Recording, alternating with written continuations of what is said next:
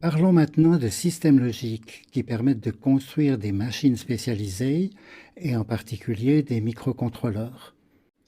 Les éléments de base sont des portes que l'on peut assembler pour former des blocs intermédiaires que l'on assemblera eux-mêmes pour faire des machines. Alors, le premier élément que l'on a déjà trouvé, c'est l'inverseur logique, qui a en fait deux états. L'entrée peut valoir 0 et 1. La sortie est tout simplement l'inverse. Si c'est un 0, on a 1. Si c'est 1, c'est un 0. L'élément suivant que tout le monde connaît, c'est la porte R, avec 4 possibilités. Je note A, B, je pourrais continuer s'il y avait plus d'entrées. J'ai une sortie S. Les combinaisons possibles, on les note selon la numérotation binaire habituellement. Et puis la sortie est à 1 si les deux entrées sont à 1. Donc voilà la table de vérité de la fonction E que l'on peut réaliser avec des transistors qui s'appellent porte E. Et traditionnellement, on écrit A fois B pour cette porte E. La porte OU est aussi bien connue, je vous laisse faire la table de vérité. On utilise le signe plus. Et le dernier élément de base, c'est la porte OU exclusif. En anglais, XOR, qui dit l'un ou l'autre, mais pas les deux. Il y a d'autres portes, puisqu'on voit qu'il pourrait y avoir d'autres tables de vérité. Mais c'est là que les systèmes logiques montrent que toutes ces portes peuvent être générées à partir uniquement de l'inverseur et de la porte E.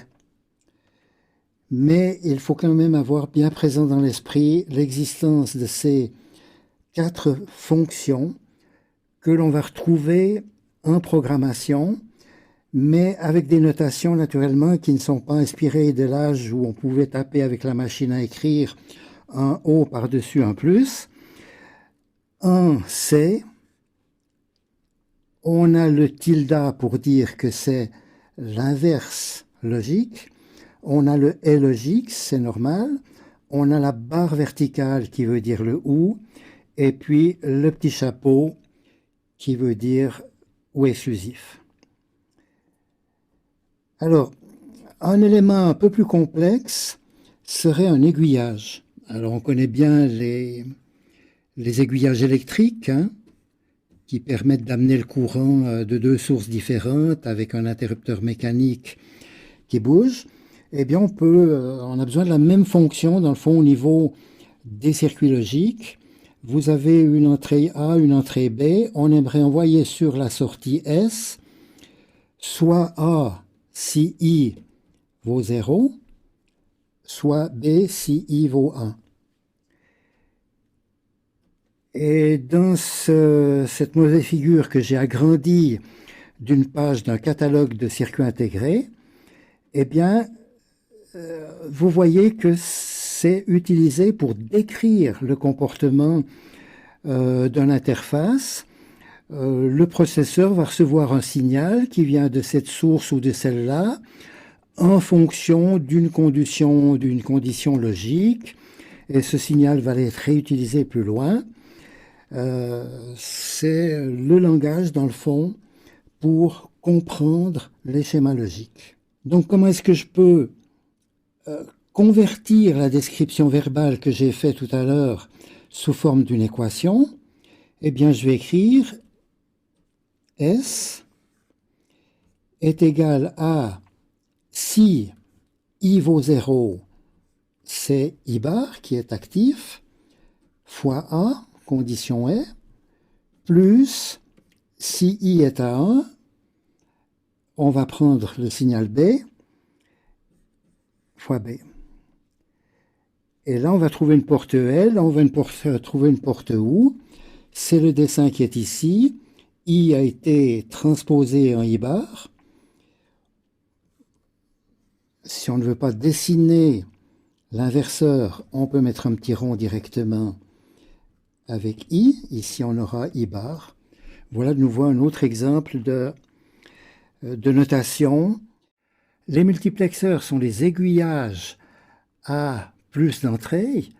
Et si vous imaginez une mémoire de 1 GB, eh bien, il faut un aiguillage de 1 MB position pour choisir le mot mémoire qui vous intéresse. Naturellement, ça va se construire d'une façon électronique un petit peu plus astucieuse et plus rapide qu'avec les systèmes logiques que l'on vient d'évoquer. Les démultiplexeurs vont en sens inverse. C'est des aiguillages en pointe, disent les CFF. Vous avez encore des décodeurs, et le décodeur 7 segments qui permet de convertir un nombre, un groupe de bits dans l'affichage d'un segment de segment est un exemple bien connu. Et tous ces éléments sont appelés des éléments combinatoires. Vous les retrouverez dans la prochaine leçon. Évoquons maintenant les éléments séquentiels. Et je vous remontre deux inverseurs, l'un derrière l'autre. Si j'ai un 0 sur l'entrée de cet inverseur, on va trouver un 1 à sa sortie. Le 1 va être de nouveau inversé, on aura un 0. Si j'ai par contre un 1, eh bien inversé, ça va devenir un 0. Et on va retrouver un 1. Et étant donné que j'ai chaque fois la même chose en entrée et en sortie, eh bien je peux boucler cet élément et il sera stable. À l'enclenchement, je ne sais pas quelle valeur il va prendre. C'est l'élément mémoire le plus simple que l'on peut réaliser sous forme électronique, que l'on peut dessiner avec les inverseurs comme cela, que l'on peut dessiner encore en faisant apparaître une certaine symétrie. Ici, la symétrie est meilleure et nous prépare dans le fond à dire mais cet élément mémoire, j'aimerais pouvoir le modifier. Si j'ai un 1 ici, ben j'aimerais avoir un 0 par exemple ou l'inverse. Donc si maintenant vous considérez cette porte OU, si vous avez un 0 sur ces entrées, la porte OU avec cette petite inversion de 20, c'est exactement l'équivalent de l'inverseur qu'on a vu ici. Mais l'intérêt de la porte OU, c'est que si maintenant vous insérez, vous forcez un état logique 1 sur cette entrée, à travers la porte OU, vous allez trouver un 1. Vous vous trouvez ici avec un 1, mais un 0 de ce côté. 0, 0 sur une porte OU, ça fait un 0.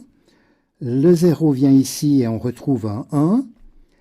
Ce qui veut dire que lorsque le signal 7 aura disparu, eh bien, vous aurez toujours le serpent qui se mord la queue, toujours la porte qui reste stable. Donc ça, c'est la bascule la plus fameuse du début des ordinateurs et des systèmes logiques. La bascule RS, on ne s'intéresse plus à savoir comment elle est câblée avec des portes E, des portes OU, des inverseurs. On a une fonction bascule avec deux sorties, une sortie Q et puis la sortie inverse Q bar, une entrée de mise à 1, une entrée de remise à 0 qu'on appelle reset ou clear. Et cette bascule, on peut représenter son comportement sous forme d'un diagramme d'état. Il y a deux équilibres possibles, Q égale 0, Q égale 1. Il y a une entrée S ici qui, si elle est à 0, eh bien, elle ne va pas influencer l'état. Mais si S est égal à 1, on va basculer, on va passer dans l'état Q égale 1, où on va rester que l'on ait S égale 0 ou que l'on ait S égale 1. Et puis maintenant, si on veut faire champ d'état, eh bien, il faudra agir sur l'entrée R, qui par défaut, elle est à 0. Et de nouveau, eh bien, on va atterrir de l'autre côté avec un état R qui est indifférent, égal 0 ou égal à 1. Donc, ce qui nous intéresse, ben, c'est de savoir qu'avec l'état S égale 1, R égale 1, on peut faire basculer. Et puis maintenant, si vous posez la question, que se passe-t-il si on agit simultanément sur S et sur R? Eh bien, on ne doit pas le faire. Comme avec une bascule d'enfant, vous la faites basculer d'un côté ou de l'autre. Si vous agissez des deux côtés à la fois, vous la cassez et on vous dit qu'il ne fallait pas faire. Voilà pour une explication. Alors, encore un aspect de cette bascule, c'est que elle va être réalisée avec de l'électronique. Et puis, l'électronique a toujours un certain temps de retard. Donc, au moment où on agit sur la sortie S, statiquement, vous avez la sortie qui va passer à l'état 1 et y rester jusqu'à ce qu'il y ait une autre action de l'autre côté. Alors, vu à l'oscilloscope, si vous avez un signal d'entrée 7 qui est aussi parfait que ça, souvent il y a des petits arrondis, eh bien la sortie va évoluer avec un certain retard. Et si vous regardez à très haute fréquence, eh bien vous verrez toujours un arrondi dû à des capacités parasites qui existent partout et puis que l'on essaye de minimiser, où il faut faire attention uniquement quand on travaille à très haute fréquence, ce qui n'est pas notre préoccupation. On vient de voir une première bascule bistable, la bascule RS. En système logique, il existe plusieurs types de bascules. On va se contenter d'en étudier une seule, la bascule D, avec laquelle on peut déjà faire beaucoup de choses, en particulier des registres à décalage et des compteurs. À quoi ressemble une bascule D? Eh bien, c'est une bascule RS dans laquelle on a rajouté de la logique pour avoir un signal qui s'appelle clock et qui a une caractéristique nouvelle. Ce signal n'est pas statique comme on l'a vu pour le set et le reset. C'est un signal qui est dynamique, qui va être sensible à une transition. C'est lorsque le signal passe de l'état 1 à l'état 0 que l'entrée D va être échantillonnée et copiée sur la sortie. Donc le diagramme d'état montre cette fonctionnalité. Au moment du flanc montant de l'horloge, l'entrée D est échantillonnée. Il faut qu'elle soit un petit peu stable avant, un petit peu stable après, mais c'est des microsecondes ou des nanosecondes même actuellement. Entre-temps, la valeur peut être quelconque. C'est au prochain instant d'horloge que la nouvelle valeur sera échantillonnée et transférée. Alors ici, on avait un 0. Ce 0 est transféré sur la sortie. Ici, on avait un 1. Il est transféré sur la sortie. Ici, on avait de nouveau un 1. L'état est maintenu à 1. Donc, on voit qu'il y a des concepts très importants. Le concept d'élément statique qui va être dominant. L'horloge dynamique qui agit à une transition. Et puis, les signaux qui sont échantillonnés, qui doivent juste exister, être valables à l'instant du transfert. Plusieurs de ces bascules côte à côte, eh bien, on a ce qu'on appelle un registre parallèle. Si vous avez par exemple l'information 1, 0, 1 sur les entrées, à l'instant d'horloge, vous allez retrouver cette information 101 sur les sorties et l'information peut changer sur les entrées. Ça n'aura pas d'effet sur les sorties. Alors c'est vraiment un élément mémoire que l'on va retrouver partout. On ne va pas le dessiner avec des bascules. On va dessiner un rectangle, un faisceau d'entrée 8 bits, mais ça peut être différent, un faisceau de lignes en sortie et cette fameuse horloge qui va faire le transfert de l'entrée sur la sortie. On peut aussi brancher ces bascules l'une derrière l'autre et ce qui va se passer, c'est que au premier instant d'horloge, qui se répète partout, eh bien, l'entrée va être copiée sur la sortie. L'entrée de la bascule suivante, on ne le connaît pas puisque je ne vous ai pas dit que toutes les bascules avaient été remises à zéro initialement. Ça va être copié tel quel sur la sortie et de même sur Q3. Alors l'information que l'on a assignée, elle va se propager petit à petit d'une bascule à l'autre. Et puis ensuite, on avait programmé un qui va aussi se propager d'une bascule à l'autre. Et on va retrouver en sortie, en fait, la séquence que l'on a entrée 3 impulsions d'horloge plus tôt.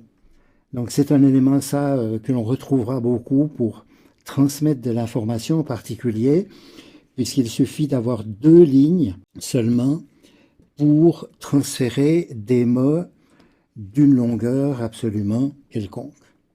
Voilà une autre réalisation intéressante avec la bascule bistable. On a une horloge comme d'habitude. La sortie Q est connectée à l'entrée. Qu'est-ce que ça veut dire? Si j'ai un 0 sur cette bascule, la sortie Q bar est inversée. On trouve cette valeur inversée sur l'entrée. Donc au prochain coup d'horloge, il va y avoir un transfert sur la sortie, inversion, et puis on a une bascule qui mérite son nom de bascule, puisqu'elle va changer d'état à chaque transition de l'horloge. Donc on a fait en fait un diviseur par 2, et si on sait faire un diviseur par 2, eh bien on va faire un petit train de diviseur par 2 et connecter ça de façon à faire un compteur binaire. Donc la première bascule passe à 1 au premier coup d'horloge, elle passe à 0 au deuxième coup d'horloge, et c'est à ce moment-là que la bascule suivante devrait être activée. Donc la sortie, c'est un flanc montant qui active la bascule. Donc sur la sortie ici, Q1, on a un flanc descendant, mais sur la sortie inverse, on a un flanc montant. Donc le diagramme des temps ici vous montre que à chaque flanc descendant, on a action sur l'étage suivant et on va compter en binaire. Donc on a fait un compteur binaire, ces valeurs décimales ne nous intéressent en fait pas. Ce qui est intéressant de remarquer, c'est qu'au moment où on a l'état 1, 1, 1, et qu'on envoie une impulsion d'horloge, la première bascule change, agit sur l'horloge de la suivante qui change, agit sur la suivante qui change pour qu'on ait le 0 qui apparaît ici, ensuite là, mais vous voyez qu'il y a un certain retard, un temps de propagation qui n'est pas du tout souhaitable parce que ça va ralentir en fait le processeur.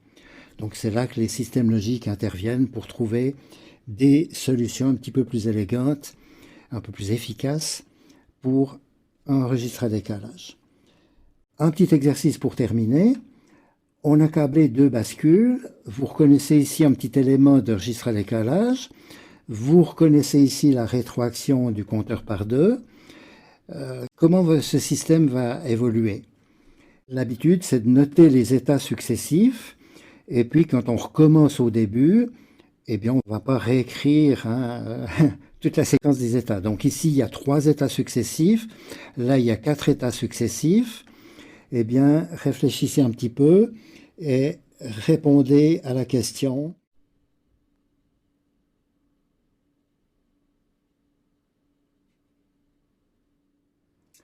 Ok, la réponse, eh bien, si on essaye de l'analyser un petit peu, ici, le 0 de la première bascule, c'est un 1 sur la bascule suivante.